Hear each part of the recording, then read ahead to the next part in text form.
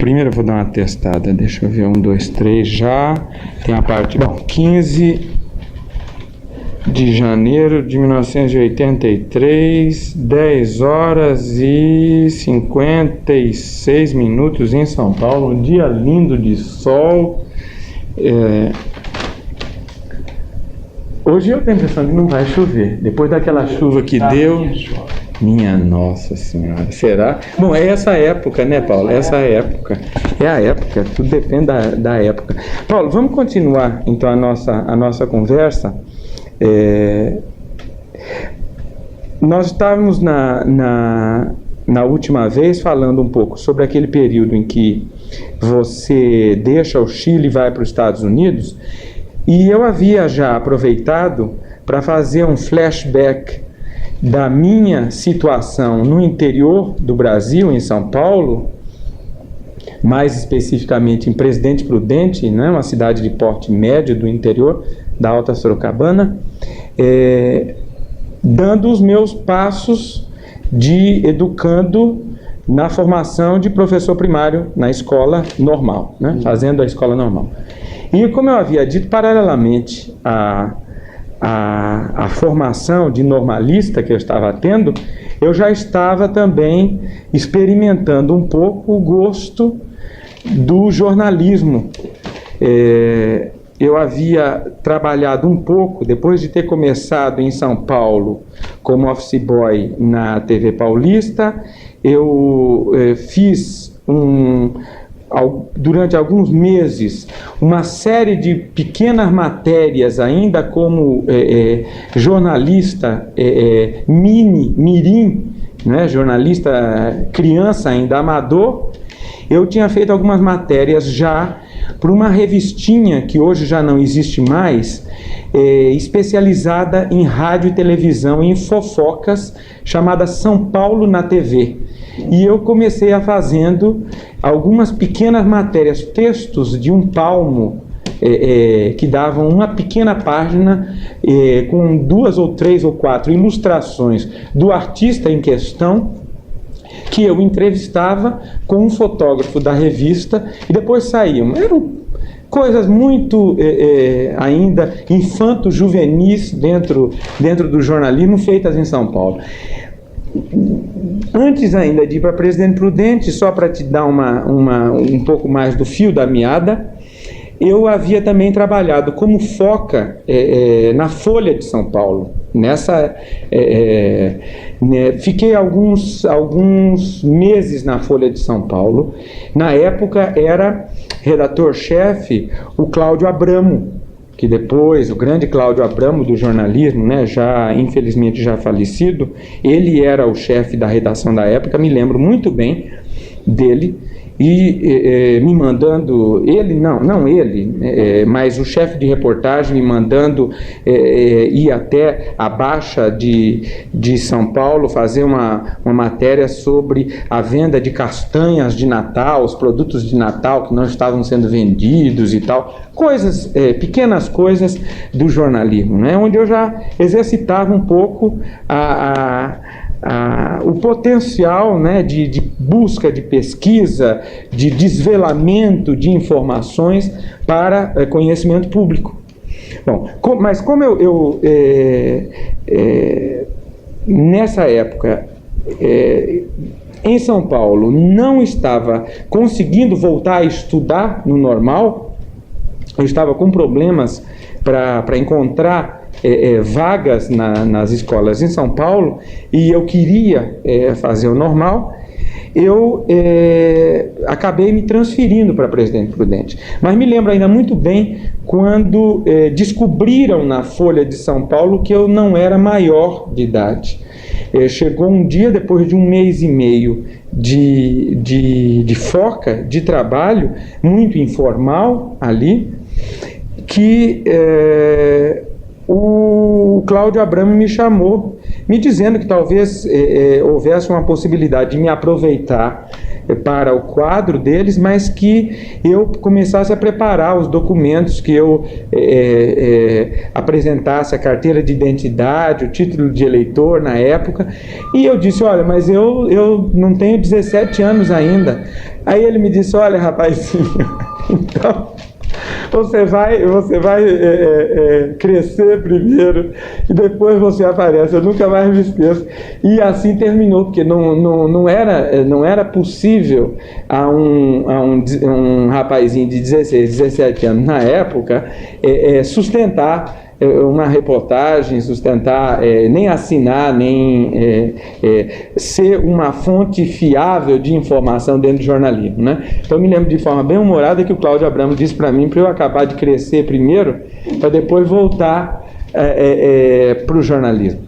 E, bom, acabei indo para Presidente Prudente e, como eu te dizia, me engajei no Imparcial, né? Um jornal cujo título é ele já todo um desafio, né? Uma utopia e uma contradição flagrante, né? Logo no cabeçalho, o Imparcial, continua até hoje com o mesmo título. Vou para o Imparcial fazendo reportagens de rua, reportagem policial, reportagens da Câmara, dos vereadores, a parte política. A única coisa que eu não cheguei a fazer realmente foi coluna social, porque esse trabalho já estava ocupado por colegas meus que faziam. Bom, vivi então simultaneamente a função de normalista em informação e de repórter, trabalhando também em rádio.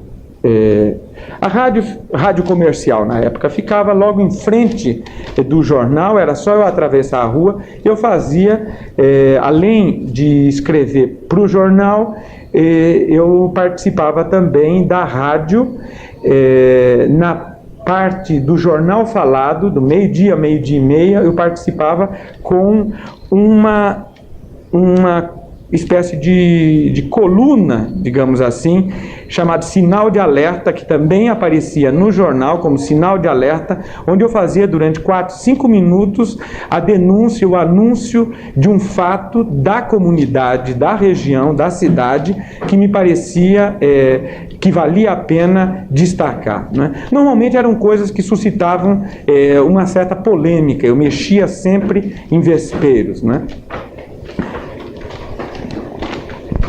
Para te dar uma ideia do tipo de vespero em que eu mexia, basta te dizer que um dia eu recebo no jornal a visita de um pai desesperado,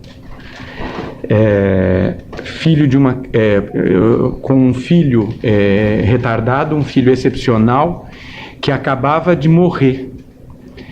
O pai mal conseguia articular palavra com palavra, mas muito revoltado, chorando, num ato assim mesmo de limite, de revolta, de dor, procurando alguém com quem falar. Eu atendi, perguntei o que era, e depois de um longo tempo, até que o homem se acalmasse um pouco, eu acabei percebendo que na realidade se tratava de um caso da criança que acabou morrendo por não ter sido atendida prontamente na Santa Casa, no hospital, na Santa Casa de Misericórdia, pelo INPS da época, era o INPS. E eu procurei investigar, conversei bem com o homem, fui até a casa do homem. Infelizmente a criança já havia falecido, mas o homem insistia em tornar público o seu grito de dor, de protesto, de revolta pelo fato do seu filho não ter sobrevivido. O problema é que havia na época um certo número de consultas a partir das quais o médico já não atendia mais. e o operário foi com seu filho lá, já como era pelo INPS, ele não tinha dinheiro para pagar particular, ele acabou tendo que ficar na fila do INPS, não conseguiu ser atendido, já passava dos 20, teve que voltar com a criança e essa criança acabou morrendo. Bom, eu fiz logo uma coluna que no dia seguinte deu o maior pipoco, representando o INPS vindo no jornal, deu toda uma confusão com a Sociedade dos Médicos, não é? Envolveu a Santa Casa de Misericórdia e tal, mas isso era apenas para te dar um exemplo dos tipos de problema que a gente enfrentava. Isso me permitia também, na época, aflorando essas coisas da comunidade, fazer coisas que até hoje me dão muito prazer de rever. Por exemplo, uma série de reportagens que eu comecei a fazer num então segundo caderno, quando se inaugurou no Jornal Imparcial um segundo caderno no domingo, era uma série de reportagens com os trabalhadores da cidade. A primeira reportagem foi com charreteiros, que ainda havia, então eu fui conversar com o charreteiro, eu utilizei um charreteiro procurando pesquisar um pouco sobre a vida dele, fizemos fotos, né? E então o domingo, normalmente em Presidente Prudente, sempre aparecia com uma página no segundo caderno do Imparcial, com charreteiro, com ferreiro, com sapateiro, com lixeiro, e apresentando sempre aspectos da sua vida, né? Perfis humanos dentro do trabalho. Você provocava a imparcialidade do imparcial. Bom, eu procurava fazer alguma coisa diferente do que se fazia até então, porque um dos problemas que havia na época, Paulo, era que se dizia até com um certo humor, que no interior era a notícia que tinha que correr atrás do repórter, e não o repórter atrás da notícia, né? Sempre se criticou muito a acomodação dos órgãos interioranos, coisa que mudou. Hoje você vê uma imprensa de interior muito dinâmica, muito viva, atilada, que vai atrás. Mas na época se dizia muito que no interior era a notícia que tinha que ir atrás do repórter, né? O sujeito que tinha que ir ao jornal fazer. E, num certo sentido, hoje ainda continua a notícia, às vezes, indo atrás do repórter, mas já mudou bastante. E num desses dias, para pôr à tona um dos casos que mais me marcaram, eu ainda era 17 anos na época, foi o fato de que um dos vereadores da oposição da Câmara Municipal, que já era meu conhecido, uma figura muito popular na região, Joaquim Zeferino Nascimento, Jaca, muito aguerrido, muito lutador, com uma garra que o fazia ser temido, inclusive, pela turma do poder. Um dia ele chega ao Jornal Imparcial, que fica assim numa espécie de subsolo, aqui desceram umas escadas, né? A gente trabalhava assim como nas catacumbas, né? Fazendo notícia nas catacumbas, num certo sentido, a gráfica atrás também no subsolo. Ele chegou ao subsolo e disse: Sérgio, eu tenho uma bomba para você. Eu digo: o que é? Nós vamos, na próxima reunião da Câmara, pedir o impeachment do prefeito. Ele disse: o impedimento do prefeito Sandoval? Sim, já basta, nós não podemos aguentar mais, e eu gostaria que você tivesse em primeira mão essa notícia. Eu disse: bom, tá bem, posso mandar ver? Pode. Então tá bem. Aproveitei, era ali por volta de umas 10h30, eu ia entrar na rádio a partir do meio-dia. Aproveitei, fiz ali logo uma pesquisa sobre como seria o processo de impedimento, do prefeito. Me lembro até que havia na época a legislação antiga, né? Eu não me lembro se era do presidente Castelo Branco, da época. Havia toda uma legislação já que regulava os casos de impedimento e procurei invocar o artigo, mostrando já aos leitores e aos ouvintes como é que o processo se daria, procurando explicar a eles como é que a tramitação se faria, quantos dias para isso, quantos dias para aquilo.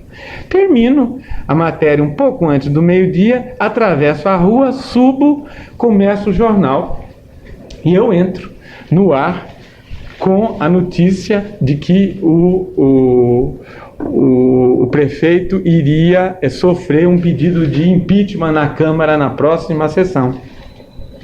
Bom, quando eu termino o jornal, que eu saio, abro a porta do estúdio, eu encontro diante de mim dois senhores com ar circunspecto, que não me eram desconhecidos, e que, quando eu olhei, eu disse: é o DOPS, é a polícia, a polícia de inteligência, né, da Terra. Foi. O senhor é que acaba de falar na rádio? Eu digo: sou eu. O senhor então deve nos acompanhar. Eu digo: aonde? Eles dizem: a delegacia. Eu digo: mas por quê? Pelo que o senhor acaba de falar. Eu digo: não, mas se é por isso, eu tenho aqui o papel. Eu escrevi o papel. Então, o senhor nos deu o papel. Eu digo: não, esse papel eu não posso lhe dar, que o original é do autor. Mas então como é que nós fazemos? Eu digo: olha, eu fiz uma cópia. Naquela época a gente fazia com carbono, não havia tanta facilidade de ter fotocopiadora, né? Fazia então com carbono. Eu disse: eu tenho uma cópia carbono no jornal, então vamos, descemos, vamos ao jornal. Era a hora do almoço, eu entrego a cópia para um dos policiais, a paisana, e ele diz: agora o senhor, então, por favor, nos acompanhe à delegacia. Eu disse: não, a delegacia por quê? Não, o senhor vai ter que nos acompanhar. Eu digo: mas eu não vou. Ah, o senhor vai ter que ir, sim. Eu digo: não vou, eu sou menor. Aí, quando eu disse que era menor, aí o homem encalacrou. Digo: bom, então, eu disse: eu sou menor e, por outro lado, eu estou aqui no jornal. Então, mais tarde, a gente pode ver com o diretor do jornal, com o chefe de redação, os dois seniors que me apoiavam, né, na época do jornal, para ver como é que vai fazer. Bom, aí, depois, o diretor do jornal estava todo preocupado e que isso tinha acontecido, e diz: bom, a solução é falar com o curador de menores para ele te acompanhar. Digo: bom, tá bem. Então, e lá fomos. Aí me definiram que era o curador de menores da Terra que ia me acompanhar. Paulo, até o dia que eu completei 18 anos, eu me lembro bem. No dia que eu completei 18 anos, aí eu fui sozinho à delegacia para terminar de responder. Não passou de interrogatórios. Uma das coisas que mais me chamaram a atenção numa das vezes era de que uma das perguntas dele foi o que eu achava do governo Costa e Silva. Um dos interrogadores me perguntou. Eu digo: mas o que é que isso tem a ver com o impeachment do prefeito? A notícia que eu tinha passado era o impeachment do prefeito. Não, ele queria, porque queria que eu dissesse o que eu achava do governo Costa e Silva. Para terminar essa parte, o que eu te diria é que, por incrível que pareça, no final, a Câmara dos Vereadores não apreciou nenhum pedido de impeachment do prefeito. Esse vereador, que era muito conceituado da oposição, acabou não cumprindo a própria palavra. Então fiquei eu no final, eu que acreditei na fonte, ele também não negou que havia dito isso. Ele não negou que havia dito, mas afinal eles acabaram não apresentando, né? Então, isso apenas para também ilustrar um pouco a minha história nessa época e uma lição, ou lições que a gente acaba tirando disso, né? Mas eu queria também que você reagisse um pouco a isso. No fundo, você foi salvo pelo gongo da menoridade. Não, mas olha, eu acho que nessa história que tu contas de Presidente Prudente, há dois momentos que me interessam comentar. O primeiro foi a morte do menino, filho do operário, que envolve a raiva legítima e o desespero não menos legítimo de um pai que não com dificuldade, até com facilidade, descobre, percebe que a morte de seu filho tinha algo que ver com a posição de classe dele. Quer dizer, eu não tenho dúvida nenhuma de que se você tivesse perguntado àquele pai em desespero como é que ele lia o discurso do hospital, que ele não te faria possivelmente uma explicação rigorosa, uma análise de classe, que os neoliberais de hoje dizem que não existe mais. E continua, existiu naquele momento da morte daquele menino, como continua existindo hoje. Possivelmente ele não fizesse a análise assim, crítica, mas ele revelou, quando te procurou, ele revelou o que a gente pode chamar de instinto de classe. Não era talvez a consciência da classe, mas era o instinto de classe. Agora, além disso, eu acho que seria interessante também observar o seguinte: obviamente que quando o corpo médico estabelece um número X de consultas diárias, o corpo médico tem razão para estabelecer isso. A razão tem que ver, de um lado, com o que significa para cada médico escutar relatórios cheios de adivinhação do que de meia exatidão, pelo menos por parte do sujeito que vem falar. Portanto, o problema da linguagem, que também é a linguagem de classe, já deve ser levado em conta para uma espécie de dificuldade de compreensão por parte do médico do que o cliente diz, do discurso do cliente, quer dizer, a dificuldade de leitura desse discurso, que o médico vai superando na medida em que ele vai tendo mais experiência com a linguagem popular. Mas o que eu quero dizer é que até isso é muito importante para saber, para estabelecer uma quantidade de discursos clínicos que o médico vai, ou de diagnósticos, ou de impressões em torno do que eu tenho, do que o outro tem. O cliente chega e diz: eu tenho uma dor aqui que responde aqui. Quer dizer, tem uma dor no estômago, por exemplo, que responde nas costas. Quer dizer, o médico precisa ganhar uma longa experiência para começar a estabelecer uma certa razão compreensiva daquele discurso. Claro, e é lógico que isso deve ser levado em conta.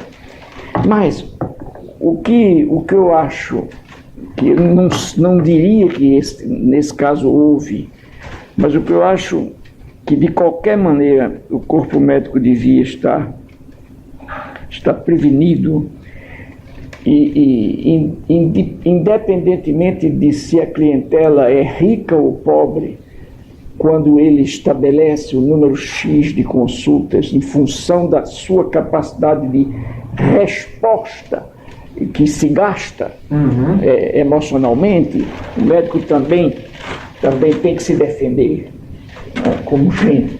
Mas o que eu quero dizer é que não importa isso, é fundamental para mim que os médicos briguem para não se tornar mentalmente burocratas. Quer dizer, o que é que eu quero dizer com isso? Que é uma doença terrível que a gente sente nesse tipo de sociedade que a gente está vivendo também, que é exatamente o seguinte: se estabeleceu que o médico, vamos admitir, recebe 15 clientes. Eu não sei se será esse o número, mais ou menos, não 15, 20. 20, a época era 20. Não, 20. Então, quando chega o 20º, independentemente de se o médico pessoalmente resistiria ou não, independentemente de se o médico tem ou não tem a intuição de que o 21º caso é um caso que pode virar fatal, a burocratização mental diz a ele: acabou o prazo. Eu acho que isso, é contra isso que eu acho que a gente deve brigar também. Quer dizer, uma sociedade democrática não é uma sociedade de autômatos. É uma sociedade de gente crítica, de gente sujeito, de gente que pensa, de gente que reage, não? E de gente que ama, e de gente que sofre também. Não é a sociedade democrática com que a gente sonha, pelo menos, não é uma sociedade de autômatos, não é uma sociedade de máquinas. Então, não é uma sociedade do Skinner. Não é, de jeito nenhum. O Skinner até que não se adaptaria a ela. Agora, essa é a primeira observação da história. Quer dizer, o que a gente pode dizer que aprendeu a mais é essa coisa óbvia, é de que a gente deve ser crítico e não puramente burocratizado. Quer dizer, aquilo é porque se estabeleceu que se... A segunda observação que essas duas histórias me provocam, e isso, sobretudo, é preciso que os jovens repensem e pensem nisso. É o arbítrio de um poder, que foi o poder militar, o golpe terrível, golpe que nos destruiu e que nos atrasou um bando de anos. É o arbítrio do poder. Quer dizer, o fato de um jovem jornalista anunciar que na próxima semana ocorreria o que não ocorreu, e não ocorreu precisamente por causa da repressão. E esse jovem é chamado para ir à polícia, para, afinal de contas, assumir a responsabilidade de ter tido a coragem de fazer uma denúncia normal dentro da vida de uma sociedade democrática. Quer dizer, eu acho que, mais uma vez, diante dessa experiência tua, a grande lição para nós é a seguinte: briguemos, lutemos para que o país não caia novamente nessa arapuca da sua salvação verticalmente feita, que destrói as liberdades e que, portanto, impõe esperanças inviáveis, mitos, discursos falsos a nós, como, por exemplo, o de que estaríamos salvando-nos não apenas do comunismo horrível, mas também da falta do pudor da desonestidade. Então eu me lembro de como falavam alguns militares poderosos depois do golpe de 64, que eles estariam salvando o Brasil da perversidade comunista de um lado e da imoralidade em que o país tinha caído. Agora, quando você... Pode ir, viu? Pode ir. E aí pega? Não, eu volto para trás.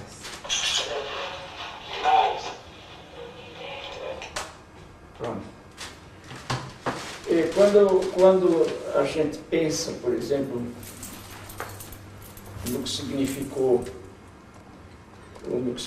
durante o governo Goulart, chamado populista, quando você pensa o que constituía as mordomias do governo Goulart, que foram condenadas e combatidas como imoralidades, e você pensa no que surgiu depois, em termos de mordomia, em termos de desrespeito à coisa pública, que se alongou até esse governo nefasto, de uma vasta sem-vergonhice do presidente Collor, que assombrou o mundo pela capacidade de fazer mal. Quando você faz a comparação dos dois tempos, você vê que, na verdade, era normal até que fosse assim. É que o golpe militar, ao silenciar a sociedade, ao silenciar a sociedade civil, ao calar a imprensa, favoreceria necessariamente o que, amor? Água. Asa. Não, né? Pode botar. Tá. Necessariamente. Vai uma asa na cabidela aí no teu discurso, já pensou? Uma sociedade de artista, em que há um discurso só, que o resto, que a grande maioria ouve em silêncio, porque não pode contestar o discurso, degenera em falta de respeito, de ética e tudo. Então, eu acho que o teu caso, entre milhões de outros, é um caso cuja grande lição é do chamamento a nós todos, a atenção de nós todos para que lutemos, briguemos, no sentido de que nunca mais o Brasil reviva a experiência das ditaduras. Para fechar, eu te diria que, independentemente da insistência com que eu sou um otimista, independentemente disso, a minha leitura da realidade brasileira, desde que se começou o chamado processo de abertura gradual e lenta, a minha leitura da sociedade brasileira é de que o tempo dos golpes, a realidade proporcionadora dos golpes fugiu, desapareceu. Quer dizer, eu não vejo hoje, em função do próprio processo da história universal que a gente vive, num mundo que encurtou, eu acho que não há lugar para aventuras golpistas. Pelo contrário, para mim, o lugar que se põe hoje, o tempo que se põe hoje, é um tempo tímido e um espaço também tímido, mas de procura concreta da experiência democrática. A impressão que eu tenho é que o último momento da nossa experiência, antes da abertura, que foi a da negação total das liberdades, como continuidade, inclusive, da tradição histórica brasileira de uma sociedade autoritária, gerou nos brasileiros e nas brasileiras uma espécie de enamoramento com a liberdade. Não importa que esse enamoramento não esteja, às vezes, feito ou fazendo-se de forma crítica, não importa que muitas vezes esse enamoramento com a liberdade descambe para certa licenciosidade, não importa que também provoque, às vezes, reações autoritárias dentro do processo. Para mim, o que está ficando é a tentativa de reinvenção da sociedade brasileira em termos de uma nova fase de respeito à coisa pública, de presença popular, a vinda às ruas dessa geração nova da cara pintada é um dos melhores sintomas da época que vivemos. De qualquer maneira, eu acho que a tua experiência contada hoje é muito interessante, porque foi também a experiência de um adolescente que eras tu na época. Quer dizer, o que é muito interessante para os adolescentes de hoje, por exemplo, saberem que, ao estilo de um menino de 17 anos em 69, houve em teu comportamento a coragem da rebeldia. E é essa que eu sugiro aos nossos de hoje também.